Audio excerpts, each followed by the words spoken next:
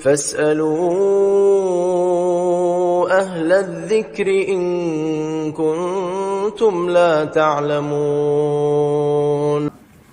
Saya pernah meminta cerai, suami mengucapkan iya, lalu kami rujuk. Ya, lalu kami rujuk. Saat itu saya ulangi lagi, saya pernah meminta cerai, suami mengucapkan iya, lalu kami rujuk. Kami bertengkar lagi dan ia mengeluarkan kata cerai berkali-kali pada saat itu juga.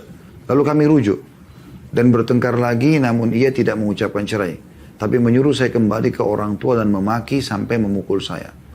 Sampai saat ini saya bertahan karena anak saya. Pada saat pertengkaran dia masih dalam keadaan sadar, kecuali pada saat memukul. Bagaimana status pernikahan saya, Ustaz?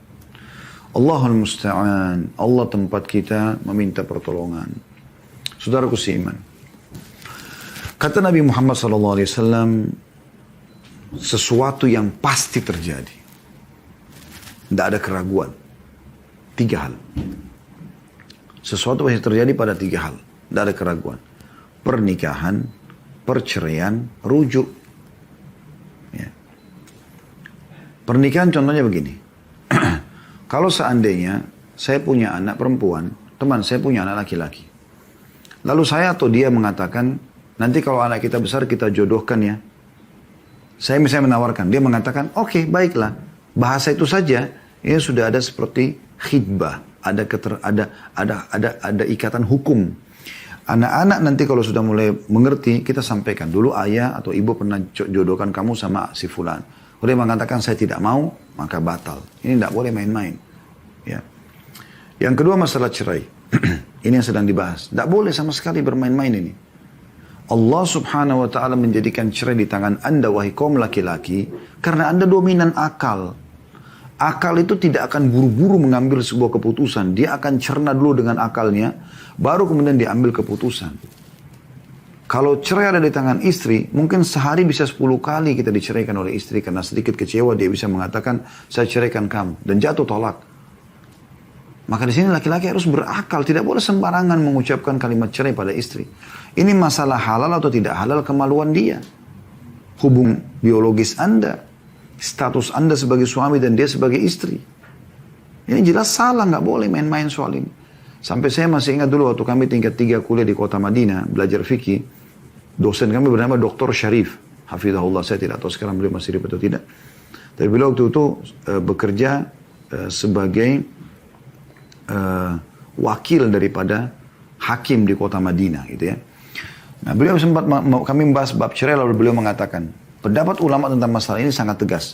Kalau seandainya ada seorang wanita naik tangga, ini saya ingat betul perumpamaan beliau ya, naik tangga, lalu kemudian suaminya bercanda aja mengatakan, kalau kau naik saya ceraikan, kalau kau turun saya ceraikan. Maka kapan istri naik atau turun jatuh tolak itu, walaupun cuma bercanda. Kalau tidak boleh ceraikan, dia turun dari tengah-tengah yang tidak melewati atas ataupun bawah. Coba bayangkan. Jadi nggak boleh main-main soal ini. Ada pendapat ulama yang mengatakan cerai tidak jatuh di saat emosi yang sangat besar. Misalnya yang sampai membuat dia lalai betul. Bukan cuma marah-marah biasa ya. Maka ini baru tidak jatuh tolak. Jadi ini nggak boleh sembarangan. Dan Allah SWT mengatakan dalam Al-Quran, A'udzubillahi minasyaitonir rajim, at-talaqu marratan. Cerai itu 2 kali saja. Dikenal dengan tolak raj'i. Cerai yang boleh kembali lagi. Seorang suami mengatakan, saya ceraikan kamu dengan kalimat jelas. Atau kalimat isyarat tapi niatnya cerai. Seperti tadi, pulanglah ke rumah orang tuamu. Tapi dia niat cerai. Maka di sini jatuh tolaknya. 3 kali masa suci atau 3 kali haid namanya masa iddah. Di sini mereka boleh kembali, boleh rujuk. Nah ini sekaligus kita bahas yang ketiga tadi ya. Nikah, cerai dan rujuk. Rujuk itu apa? Kembali. Nah di masa ini boleh kembali. Kalau mereka kembali dan baikan, apakah saling memaafkan, apakah mereka interaksi biologis, maka sudah terjadi rujuk. Kembali di sini ya, rujuk mereka. Nah, kembali ini tidak butuh akad nikah. Kecuali lewat masa iddah 3 kali masa suci, baru mereka mau kembali misalnya setelah setahun mereka akad nikah baru. Ini cerai pertama. Cerai yang kedua misalnya, dia ceraikan ini, terus 1 tahun kemudian dia katakan lagi, saya ceraikan kamu misalnya. Wa na'udzubillah, 2 kali. Maka dia masih bisa kembali sama hukum yang pertama.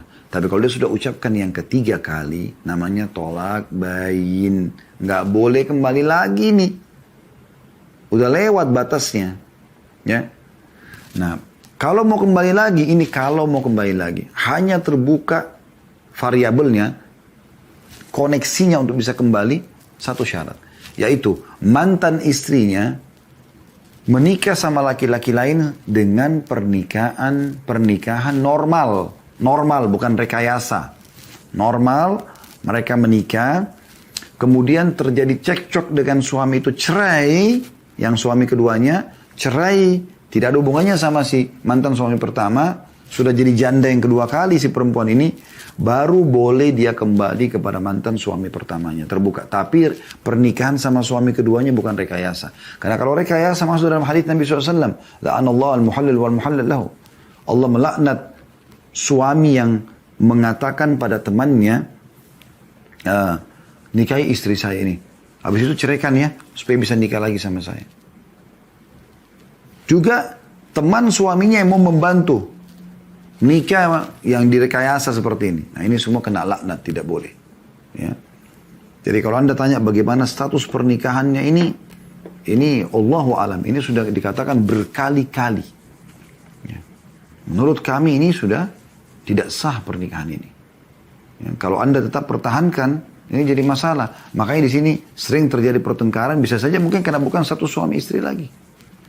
Tapi Anda supaya tenang, Anda boleh menuju ke KUA setempat, itu saran kami ya.